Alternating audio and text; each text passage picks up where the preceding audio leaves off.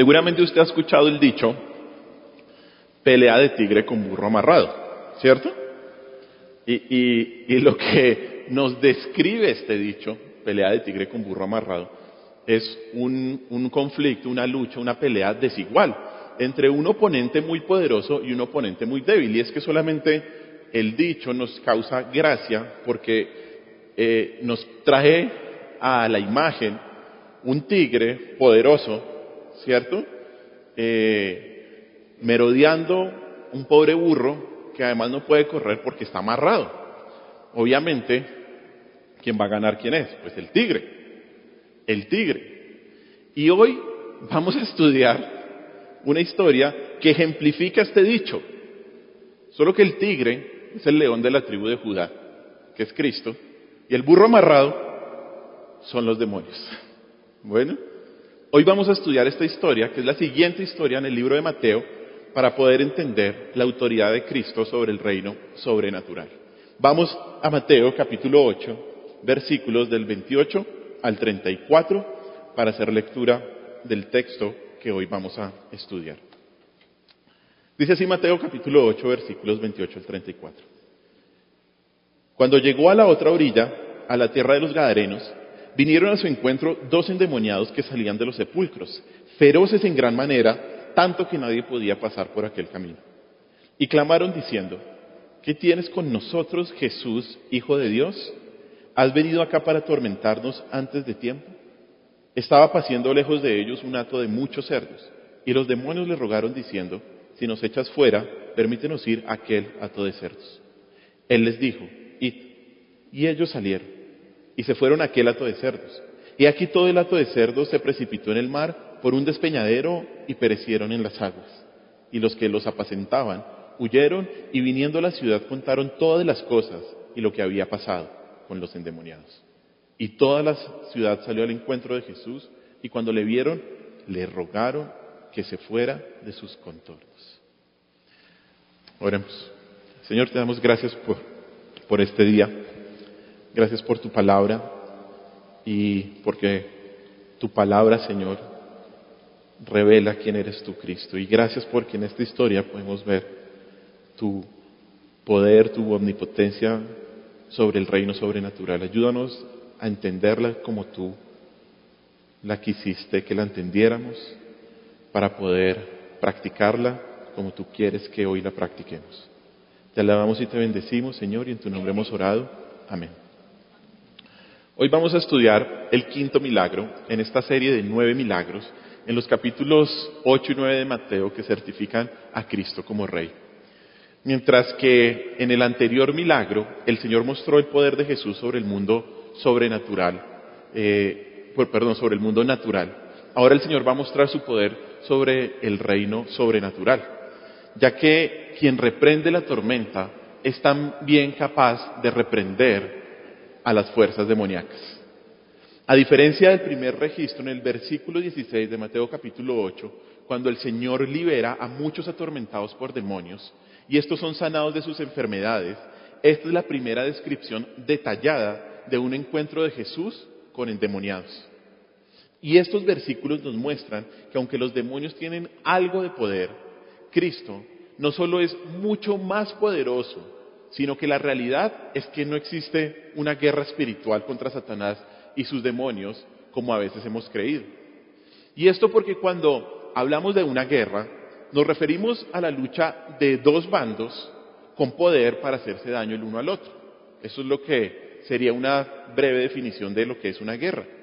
Y como vamos a ver, Satanás y sus demonios no tienen ningún poder para dañar a Cristo, sino que ellos están bajo su control.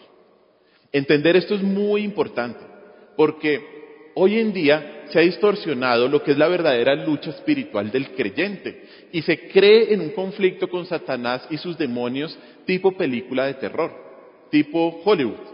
Por ejemplo, se cree que Satanás y sus demonios tienen autoridad sobre áreas geográficas. Entonces uno tiene que saber cuál es el demonio que gobierna en su achoque o en donde sea para saber y sacarlo, ¿no? A veces pasa eso. O que los demonios están escondidos en espejos, puertas, debajo de la cama, en el closet, en muñecos y, como decía un pastor, especialmente en los muñecos de Disney. Hay que expulsarlos de esos lugares. Se piensa que los demonios influencian a las personas a comer azúcar, a ser glotones. Se cree que la influencia de los demonios, de Satanás y de los demonios, está detrás de los desperfectos mecánicos del carro, de las deudas y de cualquier situación anormal que le suceda a una persona. Mejor dicho, no solo se distorsiona la enseñanza bíblica de lo que es la verdadera lucha espiritual, sino que se coloca el enfoque en Satanás y en el hombre, pero se olvida de Cristo y de lo que dice la palabra. Por eso hoy los versículos que vamos a estudiar son tan importantes, porque exponen no solo el poder de Cristo sobre el mundo sobrenatural, sino que lo certifican como el Rey prometido. Pero además nos enseñan cuál es el verdadero conflicto con Satanás y sus demonios. Y esto es algo que todo creyente debe conocer, porque como lo dice la Biblia, uno de los enemigos del creyente es el diablo, y claro que lo es. Pero debemos saber cómo luchar para poder hacerlo bien, para poder hacerlo correctamente como dice la Escritura. Por eso hoy vamos a ver 3 verdades del poder absoluto de Cristo sobre Satanás y sus demonios que nos enseñan acerca de la verdadera guerra espiritual, acerca del verdadero conflicto espiritual más bien. 3 verdades del poder absoluto de Cristo sobre Satanás y sus demonios que nos enseñan acerca del verdadero conflicto espiritual que vive el creyente. Y la primera verdad del poder absoluto de Cristo sobre Satanás y sus demonios nos enseña que ellos van a ser destruidos completamente en el futuro. Los demonios y Satanás van a ser destruidos completamente en el futuro. Van a ser atormentados completamente en el futuro. Eso es lo que dice versículos 28 y 29. Leámoslo una vez más. Dice así: Cuando llegó a la otra orilla, a la tierra de los Gadarenos, vinieron a su encuentro 2 endemoniados que salían de los sepulcros, feroces en gran manera, tanto que nadie podía pasar por aquel camino. Y clamaron diciendo: ¿Qué tienes con nosotros, Jesús, Hijo de Dios? ¿Has venido acá para atormentarnos antes de tiempo? Este relato comienza con Cristo y sus discípulos, llegando a una región llamada Gadara. Por fin habían pasado el lago de Galilea, después de aquella tormenta, y llegaron a la tierra de los Gadarenos. Gadara era una ciudad compuesta por 10 ciudades griegas llamadas Decápolis, que estaban al oriente del Jordán, yendo hacia Siria. Esta era una ciudad gentil, y aquí el Señor comienza a mostrar que su misión no solamente iba a ser para los judíos, sino que iba a ser también para todo el mundo. Y cuando llegó a esta región, apenas desembarcaron, dice la palabra de Dios que vinieron a su encuentro 2 endemoniados que salían de los sepulcros. Los sepulcros o las tumbas eran el lugar natural para los endemoniados, los leprosos y otros rechazados de la sociedad de esta época.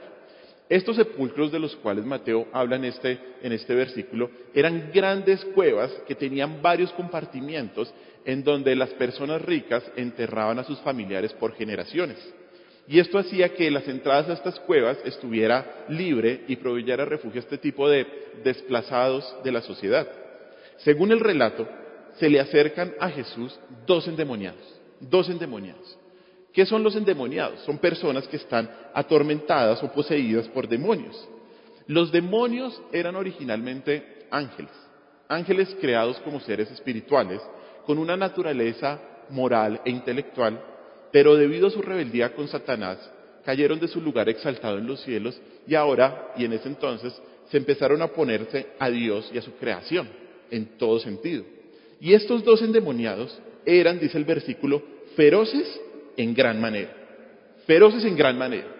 Esto significa que estos 2 personajes eran muy violentos, eran hombres muy peligrosos y completamente incontrolables, tanto que, como dice el versículo, nadie podía pasar por el camino, nadie. Y esto implicaba que estar cerca del territorio de estos hombres ponía en peligro la vida de cualquiera. Ellos aterrorizaban a todo el área, nadie se les podía acercar y le podían hacer daño a cualquier persona que más o menos estuviera cerca por esos lados. En el relato paralelo de Marcos capítulo 5, que se nos narra esta historia, se describe como que estos endemoniados tenían una fuerza superhumana que rompía las cadenas que los ataban. Tenían una fuerza increíble. Y cuando los demonios vieron al Señor, le dijeron: ¿qué tienes con nosotros? ¿Qué tienes con nosotros? Esto significa algo así como: déjanos en paz. No tenemos nada en común. No tenemos nada en común. ¿Por qué vienes? ¿Qué tienes? ¿Cuál es tu problema? Y lo que dice a continuación es aún más increíble. De parte de estos endemoniados que nadie les podía hacer frente. Les dice: ¿qué tienes con nosotros? Jesús, Hijo de Dios. Jesús, Hijo de Dios. Esta declaración es muy importante y la vamos a estudiar. ¿Por qué es tan importante? Porque muestra que Jesús es Dios. Jesús es Dios. Y que los demonios no querían tener nada que ver porque Él era su enemigo. Cuando en aquella época alguien decía que era hijo de, significaba o estaba diciendo que era de la misma naturaleza a quien se estaba refiriendo. Jesús es el Hijo de Dios en el sentido de que Él es Dios manifestado en forma humana. Vamos a Juan capítulo 1, versículos 1 y versículo 14. Juan capítulo 1, versículo 1 y 14.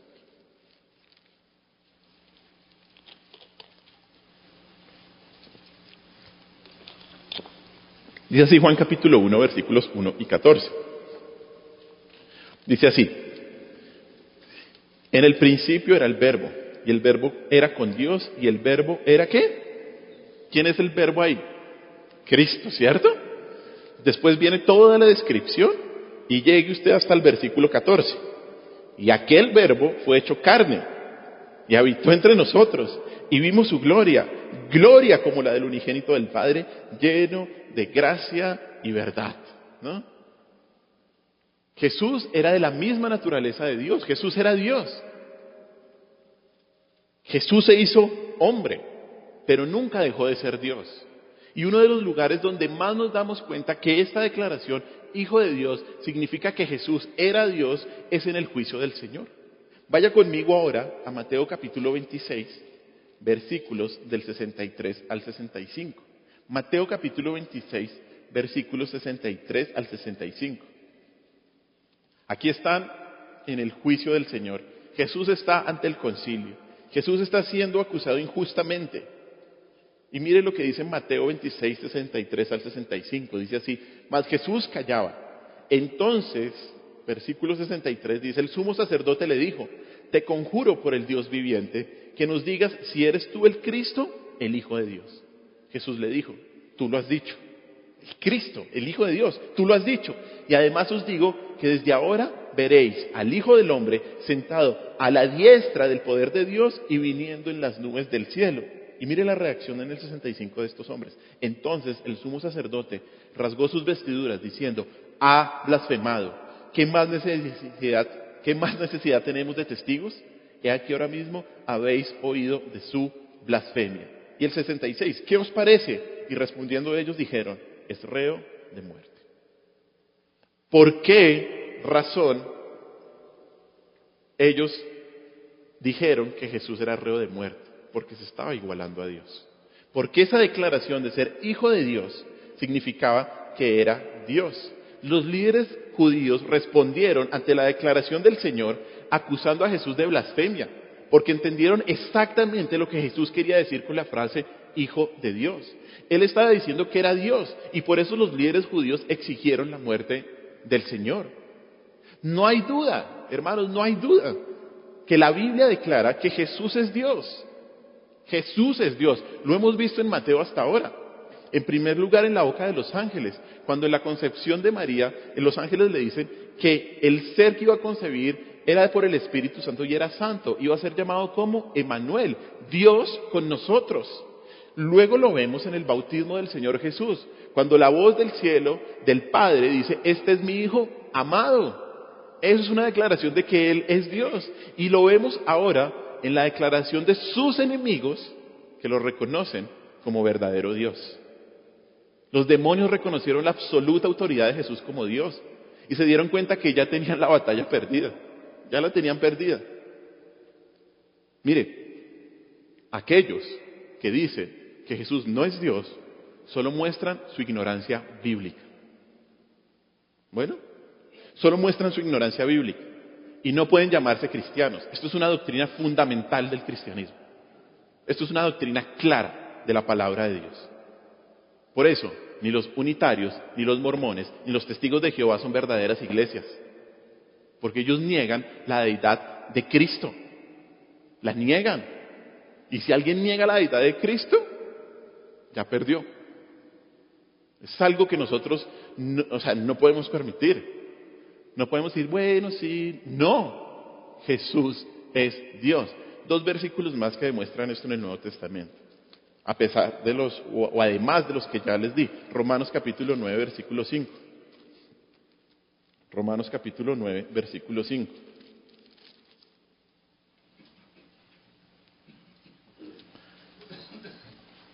Dice Romanos 9, 5. De quien son los patriarcas y de los cuales según la carne vino Cristo. ¿Qué dice ahí? Vino Cristo, el cual es Dios sobre todas las cosas, bendito por los siglos. Amén. ¿A quién se está refiriendo? Al Cristo. ¿Qué significa Cristo? Al Mesías. El Mesías vino. De hecho, lo voy a volver a leer. De quien son los patriarcas y de los cuales según la carne vino Cristo, el cual es Dios. Cristo es Dios.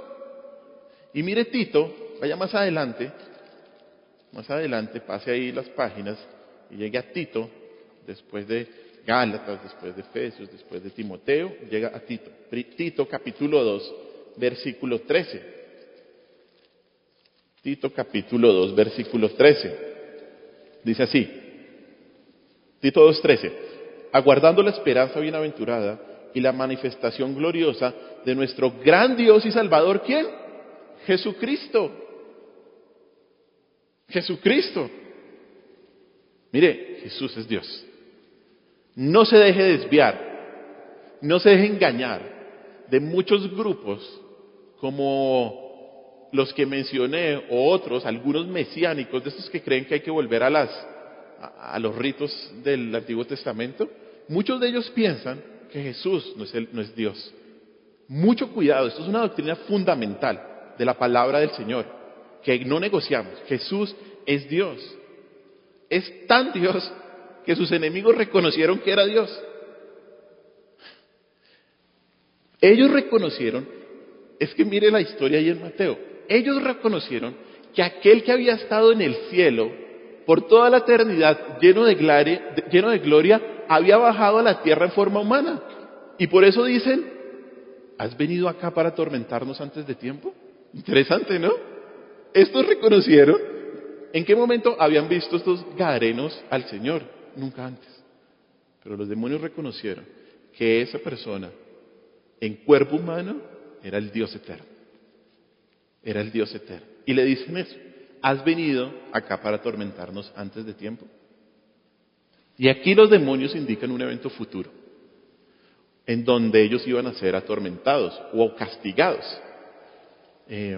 A diferencia de muchos hombres y mujeres hoy en día que no creen que va a haber un juicio final, los demonios sí lo creen. ¿Ven? Y reconocen que su final será ¿de qué? De tormenta, de tormento, de castigo. Miren lo que dice también, vamos ahí, Mateo capítulo 25, versículo 41. Mateo 25, versículo 41.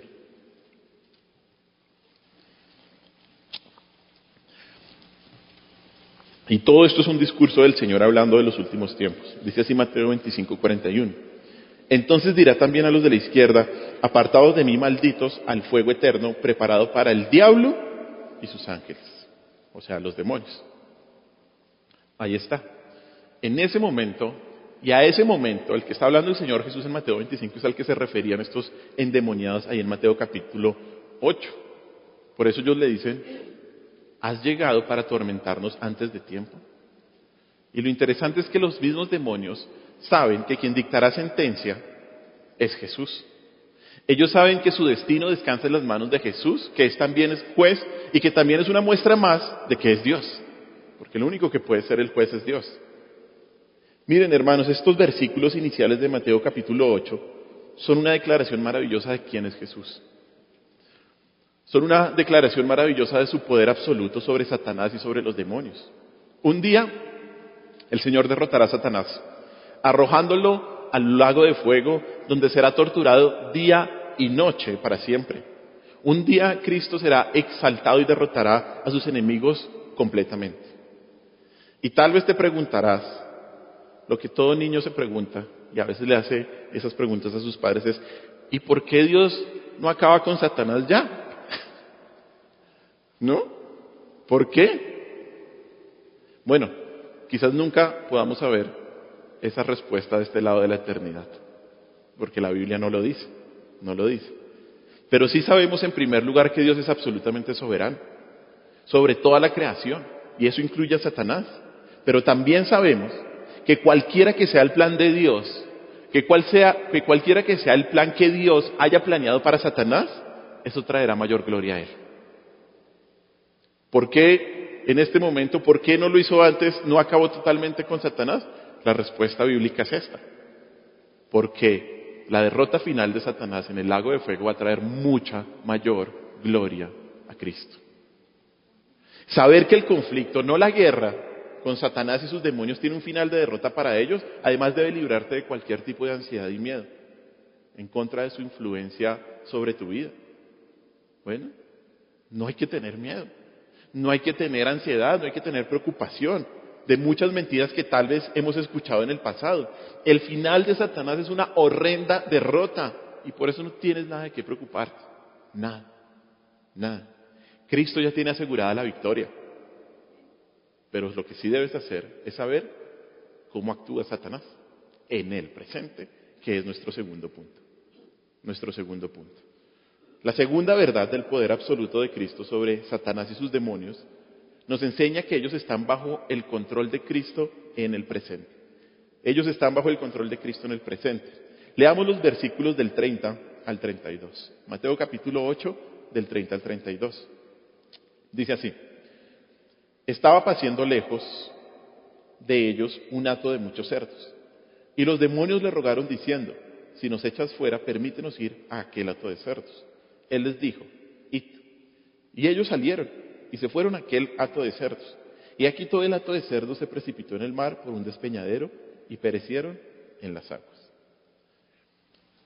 Esta sección del relato comienza mencionando que en la región de Gadara había un hato de muchos cerdos.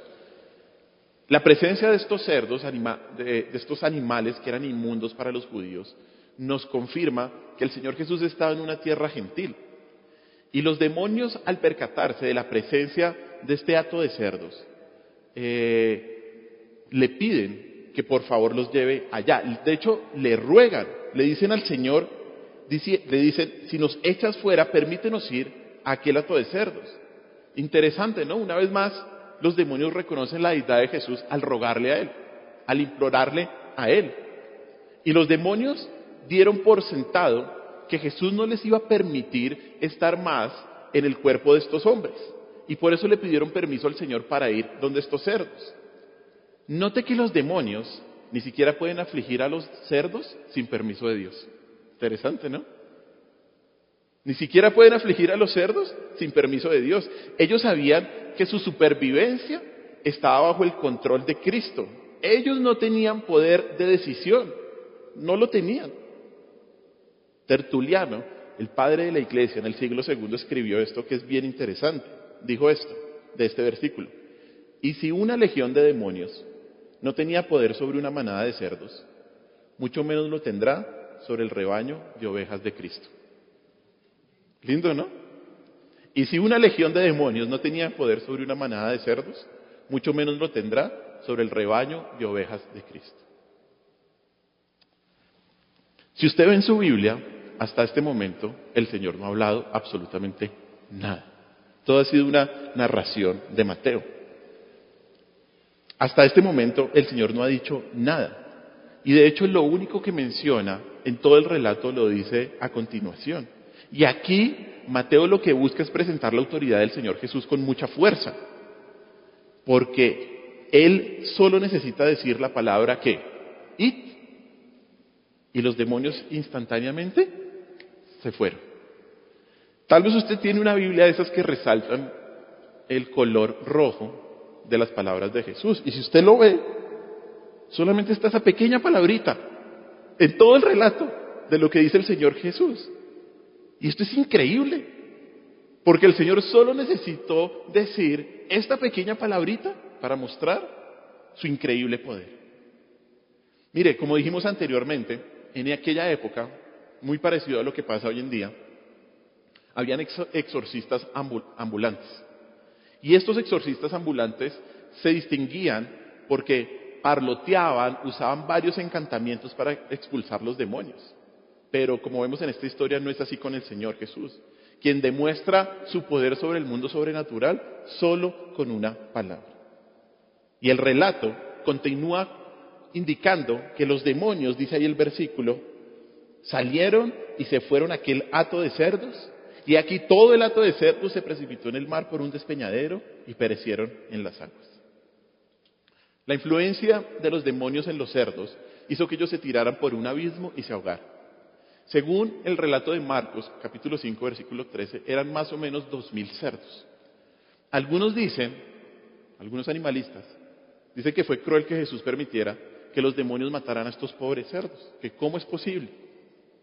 La posible razón de esto es que los demonios, o lo que se dice, o lo que dicen los comentaristas, es que los demonios, por la manera como se estaban comportando, iban a matar a estos hombres. Y el Señor, al permitir que fueran donde los cerdos, estaba permitiendo el mal menor de matar a estos animales. Y esto nos deja una pequeña enseñanza, y es que las personas son más importantes que los animales. Como hoy en día que incluso hay los derechos del gatico y el derecho del perrito y el derecho, nada, las personas son más importantes que los animales. Pero bueno, esto no nos debe distraer de nuestro punto central, de nuestro punto principal, que es mostrar el increíble poder de Cristo sobre el mundo sobrenatural, que solo con una palabra ordena y es hecho. ¿A qué nos recuerda esto? A la creación. Él dijo, se haga la luz, y se hizo la luz, y así todo lo demás. Hermanos, la sanidad de estos endemoniados por el Señor fue un maravilloso acto de misericordia, pero sobre todo fue una clara demostración de su poder. Y esto nos enseña que aunque en ese momento todavía no había llegado la hora del tormento para los demonios y para Satanás, el Señor ejercía su poder sobre ellos. Y esto lo vemos en cada momento de la vida de nuestro Señor Jesús, incluso cuando fue a la cruz. Porque hay algunos que piensan, o algunos que afirman que la injusticia, que el mal, que la perversidad que Cristo sufrió en el camino al Calvario fue producto de Satanás y que Él se salió con la suya al matar a Cristo. Como a veces presentan en la película esa de la Pasión, ¿no? ¿No? Mire lo que dice Hechos capítulo 2, versículo 22 al 23. Hechos capítulo 2, 22 al 23, con respecto a la muerte de nuestro Señor Jesús.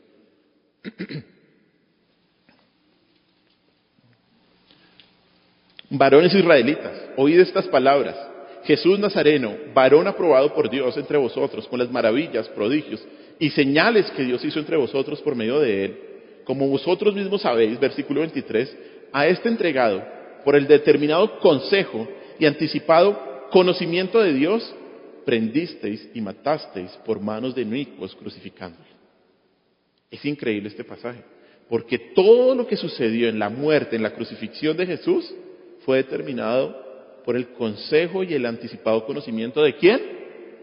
Increíble, ¿no? Pero también es increíble que a continuación dice la responsabilidad de los que lo mataron. Prendisteis y matasteis por manos de inicuos crucificándole. Les están diciendo, ustedes son responsables también de la muerte del Señor Jesús. Pero ¿cómo conciliamos en nuestra mente la responsabilidad del hombre y el plan de Dios? No lo podemos hacer. No lo podemos hacer. Y a veces eso es uno de los aspectos que más martillan en una persona. Es que no entiendo. Mire, y lo he dicho varias veces, no estamos llamados a entender cómo obra Dios. Estamos llamados a saber cuál es la verdad de la palabra de Dios y a saber discernir y a saber entender e interpretar correctamente la palabra de Dios. A eso estamos llamados, ¿cierto? Pero no estamos llamados a entender cómo obra Dios. Estamos llamados a someternos a lo que dice Dios. Y el punto que quiero resaltar aquí es que nuestro Señor Jesús nunca estuvo bajo la influencia o el control, o Satanás nunca se salió con la suya, ¿no? Y esto es muy importante entender, porque así como el Señor tuvo poder y control absoluto sobre los demonios cuando estuvo en la tierra, también lo tiene en este momento. También lo tiene en este momento. Tristemente, algunos creen que esto no es así, porque malinterpretan los versículos que dicen que Satanás es el príncipe del mundo. ¿Ha visto esos versículos? Vamos ahí. Vamos a Juan capítulo 12, versículo 31. Dos versículos, Juan 12, 31 y 2 Corintios 4, 4. Ya vamos a 2 Corintios, pero primero, mire lo que dice Juan 12, 31. Dice así, Juan capítulo 12, versículo 31. Dice, ahora es el juicio de este mundo. Ahora el príncipe de este mundo será echado fuera. Bueno, dice, y se está refiriendo a quién, a Satanás. Dice que él es el príncipe de este mundo, o sea que uno pensaría que tiene poder, ¿no? Que gobierna el mundo. Mire lo que dice 2 Corintios 4:4, que es el otro versículo que utilizan junto con este para decir que Satanás gobierna este mundo. 2 Corintios capítulo 4, versículo 4. Dice así 2 Corintios 4:4, en los cuales el Dios de este siglo cegó el entendimiento de los incrédulos para que no les resplandezca la luz del evangelio de la gloria de Cristo, el cual es la imagen de Dios, ¿no? ¿Quién es el Dios de este siglo? Satanás, ¿no? Entonces dice, es el Dios de esta era, es quien gobierna esta era, quien tiene control de absolutamente todo en esta era y en este mundo. Mire, algunos malinterpretan estos versículos afirmando que Satanás controla este mundo y no Dios. Que claro, Dios gobierna el universo, pero se le dio a Satanás el planeta Tierra. Y él gobierna este mundo. Y que por eso debemos tener cuidado de las huestes de maldad que andan por ahí. Pero esto no es lo que dice la Escritura. Eso no es lo que dice la Escritura. Cuando la Biblia dice que Satanás es el Dios de este mundo, no está diciendo que él tiene la autoridad máxima, sino que indica que Satanás gobierna el mundo incrédulo. Gobierna el mundo incrédulo en forma específica. De hecho, si tiene su Biblia ahí abierta en 2 Corintios 4:4, vemos que el Dios de este siglo cegó el entendimiento ¿de quién? De los incrédulos. De los incrédulos. Por lo tanto, la referencia a Satanás como el Dios de este mundo indica que Satanás es la mayor influencia sobre los ideales mundanos, las opiniones, las metas, las esperanzas, el estilo de vida, los puntos de vista de la mayoría de las personas del mundo incrédulo. Es en este sentido que Satanás es el Dios de este mundo, no porque tenga algún tipo de poder, bueno, no porque tenga algún tipo de poder, sino porque es quien establece la ideología mundana. Ese es el poder de Satanás. Satanás no tiene poder sobre este mundo. El único soberano y todopoderoso siempre ha sido y siempre es y será Cristo. Cristo. Pero lo que sí hay que decir, y que complementa lo que estudiamos en Mateo capítulo 8, versículo 16, es que el poder de Satanás, ¿en qué se basa? En la mentira y en el engaño. En la mentira y en el engaño. Es a través de la mentira que él instaura el sistema ideológico mundano en contra de Dios. Es a través del engaño, de las falacias, que él instaura el sistema ideológico mundano en contra de Dios. Satanás obra hoy en día, claro que sí, como lo ha hecho siempre, con engaños y mentiras, como dice Juan capítulo 8, versículo 44, que dice, porque no hay verdad en él, porque es mentiroso y es padre de mentira. Recordemos que según la palabra, el modus operandi de obrar de Satanás y sus demonios hoy es diferente al que vemos en los evangelios cuando estuvo el Señor en la tierra. Mientras que en los evangelios hubo una gran actividad demoníaca y vemos al Señor liberando a muchas personas que estaban oprimidas por demonios, y esto lo hace como una demostración o para mostrar que Él es el Rey prometido. para mostrar que Él tiene poder sobre todo, la instrucción que se le da a la iglesia en las epístolas con respecto a las fuerzas satánicas y a cómo debemos obrar con respecto a este poder es diferente. Es diferente. Nunca se nos manda, y de hecho el Señor Jesús nunca mandó a sacar demonios. Nunca mandó este tipo de exorcismos. Porque hoy en día la actividad principal de Satanás y sus demonios es hacer extraviar y engañar a las personas de la verdad de la palabra para que pequen. Ese es el punto de Satanás. Hacer extraviar y engañar a las personas de la verdad de la palabra para que pequen. Ese siempre ha sido su principal objetivo. ¿Cuál fue la primera aparición de Satanás? ¿Cómo fue? ¿Engañando a quién? A Adán y Eva. Tergiversando la palabra de Dios. Eso fue lo que hizo. Con que Dios os ha dicho. ¿Cómo fue que atacó Satanás al Señor Jesús en las tentaciones? ¿Ah? Tergiversando la palabra de Dios. No dice la palabra que tírate de este. No. El Señor, ¿cómo le respondió? Escrito está. Siempre lo ha hecho de esa manera. Y lo continúa haciendo hoy en día. Mire lo que dice Efesios capítulo 6, versículo 11. Que fue parte de nuestra lectura bíblica hoy. Efesios capítulo 6, versículo 11.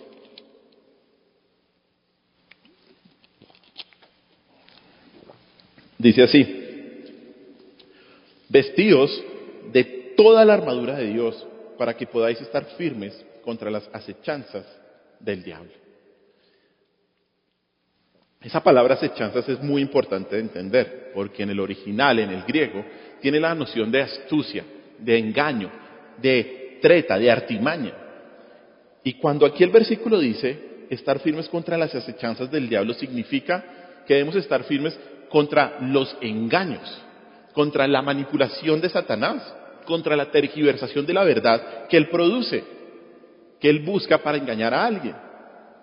De hecho, cuando usted lee, y como lo leímos hoy al principio, todo Efesios capítulo 6, del 11 hasta el 20, cada parte de la armadura de Dios es una verdad de la Biblia que debemos entender, practicar y vivir para poder estar firmes contra las acechanzas del diablo.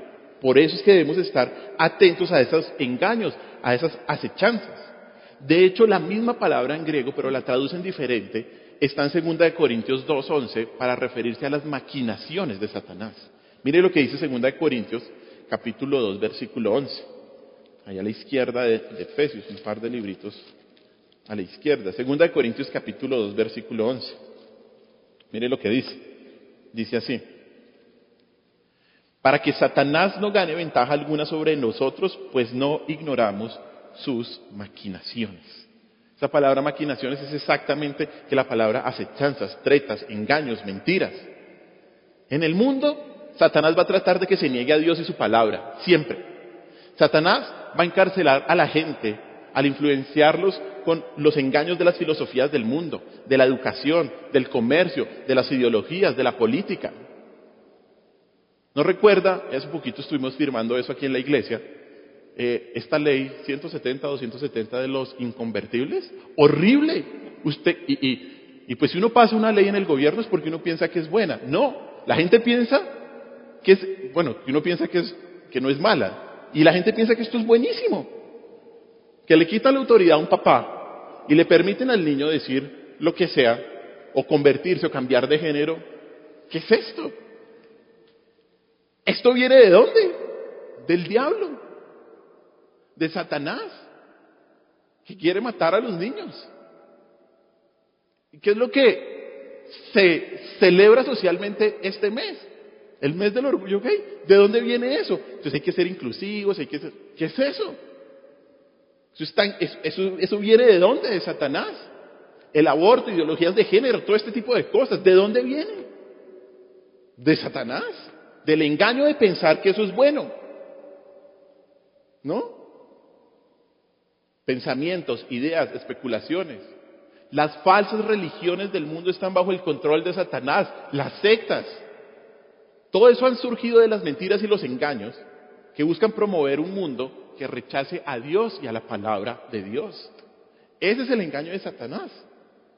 Por otro lado, en la iglesia, Satanás busca ¿Engañar por medio de qué? De distorsionar la palabra de Dios. Y es que déjeme decirle algo. No hay nada más satánico que creer que una mentira del diablo es una verdad de Dios.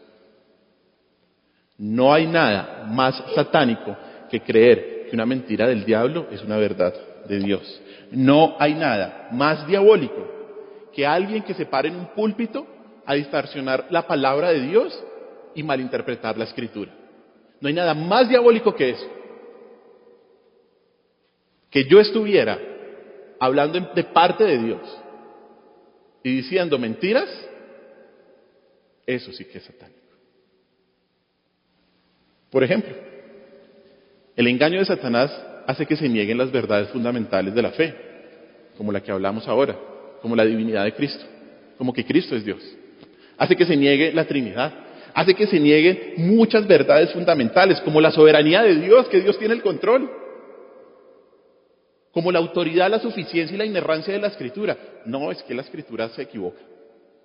No se equivoca, el que se equivoca es usted. ¿Y todo eso de dónde viene? ¿Usted qué cree? ¿Que es alguien que ahí se descachó un poquito ahí malinterpretando la Escritura? No, eso viene del mismo Satanás.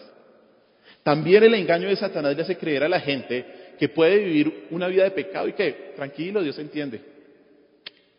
Dios entiende, Dios te entiende. Dios ve que tú quieres hacerlo, pero no lo puedes hacer. ¿De dónde viene eso? ¿De Satanás? El engaño de Satanás le dice a una persona que si le va bien financieramente es porque Dios está con él. Y eso no es así. El engaño de Satanás se introdució en la iglesia haciéndonos creer que todas las organizaciones religiosas, porque no todas son iglesias, si son sinceras, porque lo que cuesta es la sinceridad, son una expresión válida de adoración a Dios. Y que Dios conoce el corazón. Uy, ese versículo es tenaz, porque Dios conoce el corazón y ve el pecado de uno, y ve lo malo que es uno. La mentira de Satanás se ha introducido haciéndole pensar a las personas que Dios está para satisfacer nuestros sueños y nuestras metas.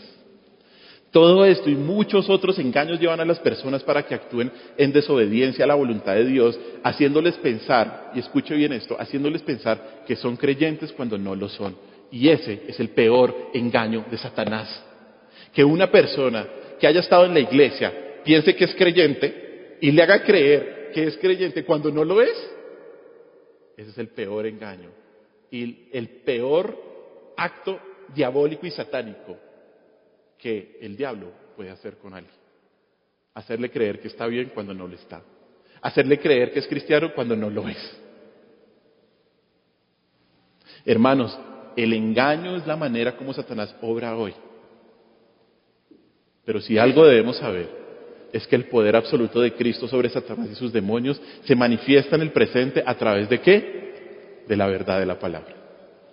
De la verdad de la Escritura. Si por algo debemos estar tranquilos es que el Señor nos ha dado las herramientas en su palabra para no caer en sus engaños, para no caer en sus mentiras.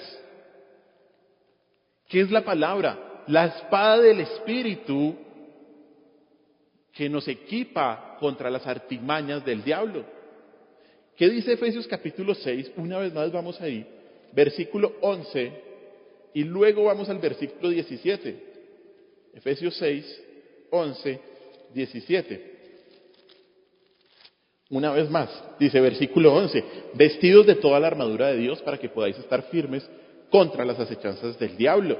Y después empieza a describir todas las partes de la armadura. Y mira dónde llega el versículo 17. Y tomad el yelmo de la salvación y la espada del Espíritu, que es la palabra de Dios. ¿Cuál es el arma con el cual luchamos? ¿La palabra? La palabra. La palabra. Nunca olvide que el Señor respondió a los ataques diciendo, a los ataques de Satanás diciendo ¿cómo? Escrito está. Punto. Esto no es una lucha. Bueno, así que no tenga miedo de algún tipo de actividad demoníaca inventada por las películas o por usted mismo. No tenga miedo. Si usted a mitad de la noche escucha un sonido terrorífico, no se preocupe. Es su esposo que está roncando.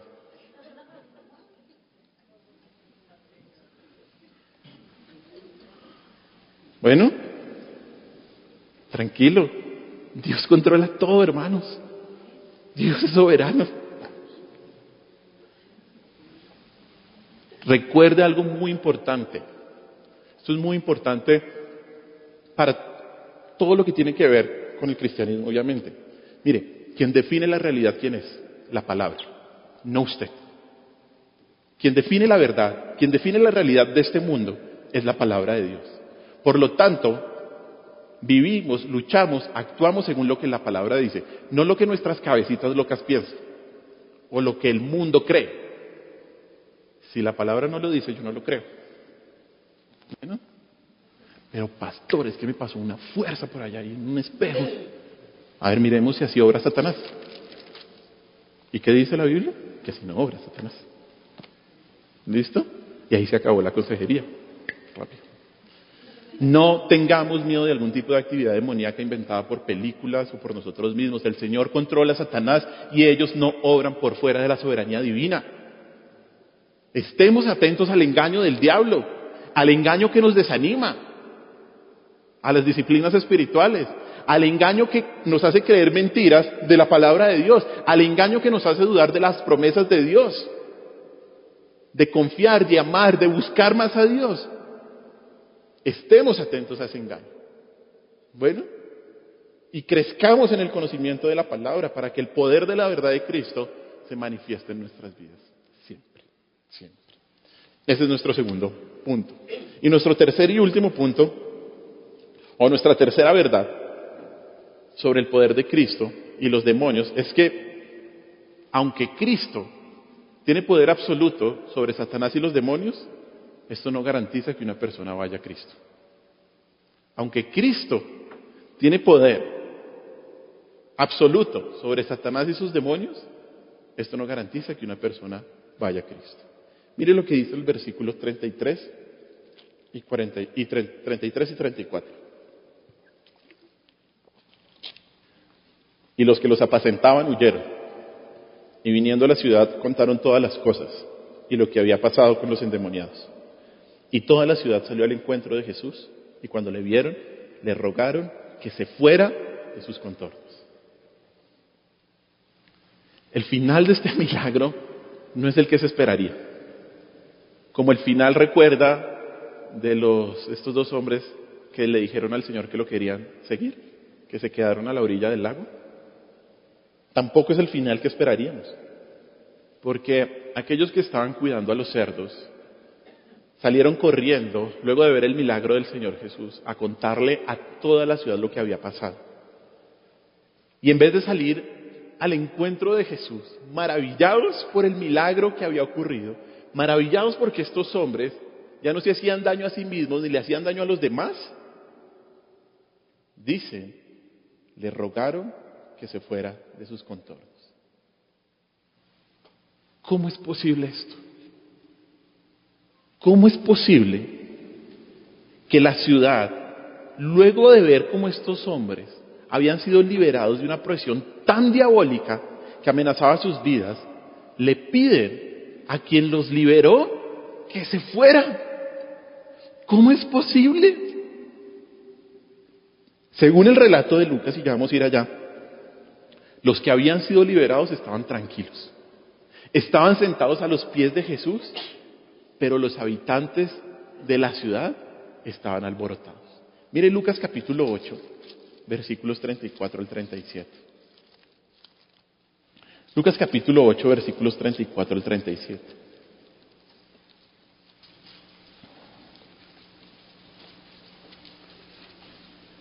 Dice así Lucas 8, 34. Y los que apacentaban los cerdos, cuando vieron lo que había acontecido, huyeron, y yendo dieron aviso a la ciudad y por los campos. 35. Y salieron a ver lo que había sucedido, y vinieron a Jesús, y hallaron al hombre de quien había salido los demonios, sentado a los pies de Jesús, vestido, y en su cabal juicio, y tuvieron miedo. Y los que lo habían visto les contaron cómo había sido salvado el endemoniado. Entonces toda la multitud de la región alrededor de los Gadarenos le rogó que se marchase de ellos, pues tenían gran temor. Y Jesús, entrando en la barca, se volvió. En el Evangelio de Lucas y de Marcos dice que había uno nomás. En Mateo dice que habían dos. Esto no contradice la historia, porque donde hay dos, hay uno. Marcos y Lucas enfatizan una persona nomás. Pero lo triste de esto es que le rogaron que se fuera.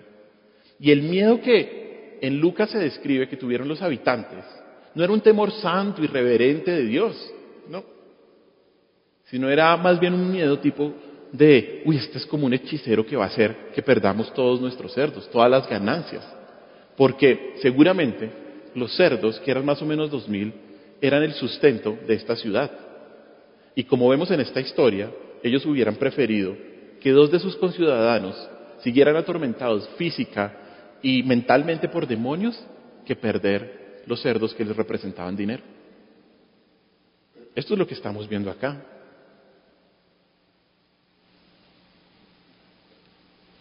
Este es uno de los versículos más tristes de toda la Biblia. Uno de los versículos más tristes de toda la Biblia.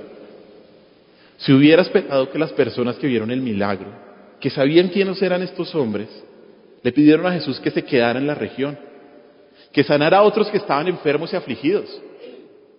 Pero al parecer, para ellos el dinero era lo más importante. Era más importante que la misericordia de Dios. Y le pidieron a Jesús, le rogaron que se fuera. Y esto nos deja grandes lecciones.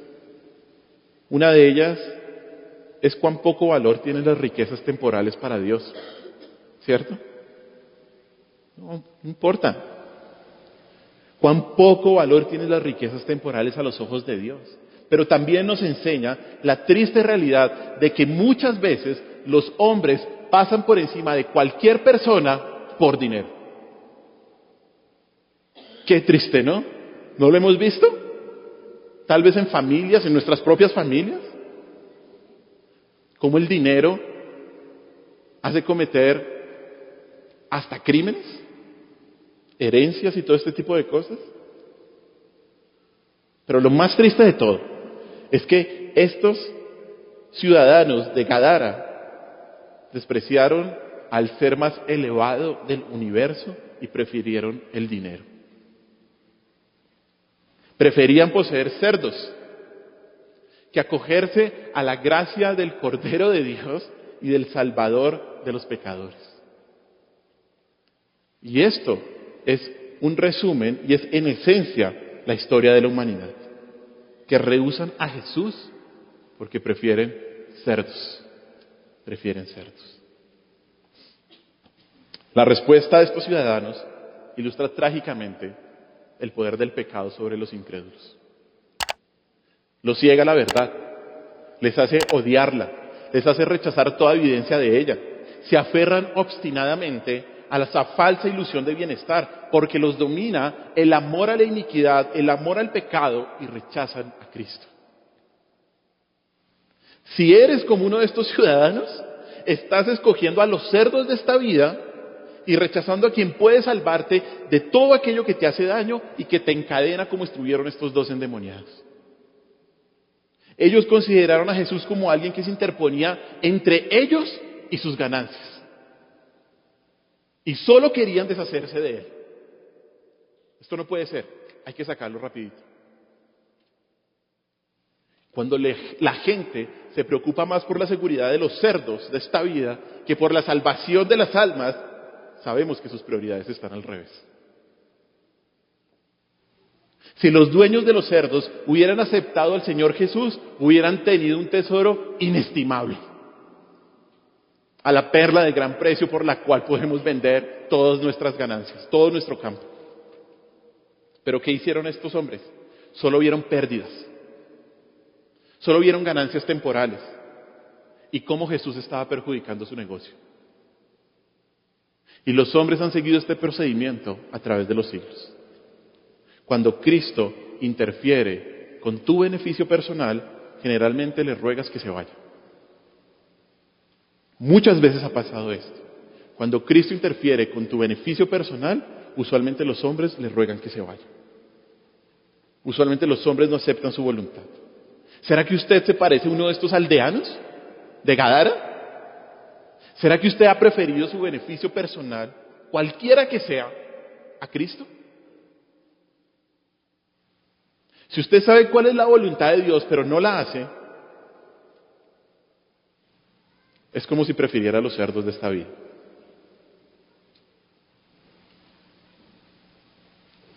Cuidémonos, todos, y entre nosotros, de amar más el mundo que a Cristo. Que nuestras prioridades no sean buscar el reino de Cristo. Cuídate de eso. Cuídate de amar más el mundo que a Cristo. Cuídate de que tu prioridad sea tu beneficio personal y no el reino de Dios. Cuídate de buscar engrandecer tu propio reino, que es pasajero. Y si hasta el día de hoy sigues rechazando a Cristo y no te has arrepentido de tus pecados, estás prefiriendo los cerdos de esta vida en comparación con el valor de Cristo, que es el Creador lleno de gloria y que es el único que puede satisfacer verdaderamente tu vida. No las cosas de este mundo temporales.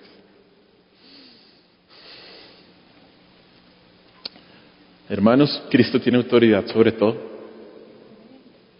Cristo tiene autoridad sobre el reino sobrenatural. Lo demostró en el pasado, lo demuestra en el presente por medio del poder de su palabra y lo demostrará en el futuro al condenar a Satanás y sus demonios al tormento eterno. No tengamos miedo de la influencia de estos seres malignos, no.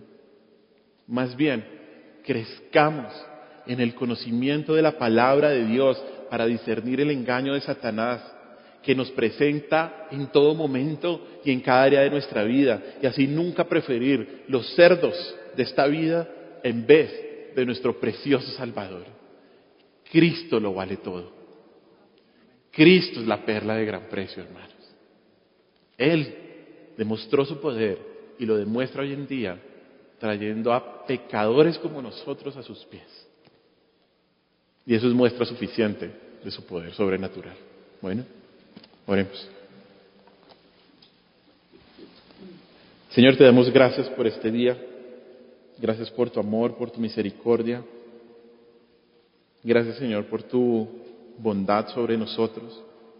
Y gracias por dejarnos tu palabra, tu preciosa escritura que nos enseña, que nos corrige, que nos redarguye, tu preciosa palabra que nos muestra la verdad. Señor, ayúdanos a entender en primer lugar que tú, Cristo, eres Dios. Eres el Dios que tiene poder absoluto, que tiene poder sobre las fuerzas del mal. Ayúdanos a admirarnos de ese gran Dios, de ese maravilloso Cristo que tenemos. Ayúdanos a vivir una vida de obediencia a ti. Ayúdanos también, Padre Santo, a entender que Satanás y sus demonios tienen poder y a veces tristemente ha influenciado mucho en nuestras vidas con sus engaños y con sus mentiras. Y ayúdanos, Señor, a amar más tu palabra para poder discernir esos engaños en los que tal vez hemos estado o estamos en este momento. Yo te pido, Señor, que tú pongas un amor por tu palabra, por este tesoro que tenemos en nuestras manos, que podemos leer todos los días, Señor, para no caer en las acechanzas y en las maquinaciones del enemigo. Señor, ayúdanos a nunca ser como estos pobladores de Gadara, que un día te vieron y te pidieron que te fueras. Ayúdanos a que así haya situaciones que nos cueste obedecerte, que nos sometamos a ti, a tu voluntad, Señor, y que prefiramos tu voluntad y que te prefiramos a ti, Cristo, que nuestro beneficio temporal y personal. Señor, sabemos que no hay mayor satisfacción en esta vida que vivirla para ti. Que todo lo que hagamos, en nuestras familias, en nuestros trabajos, sea dirigido por eso, por la gloria tuya. En tu nombre, mi Señor Jesús, hemos orado. Amén.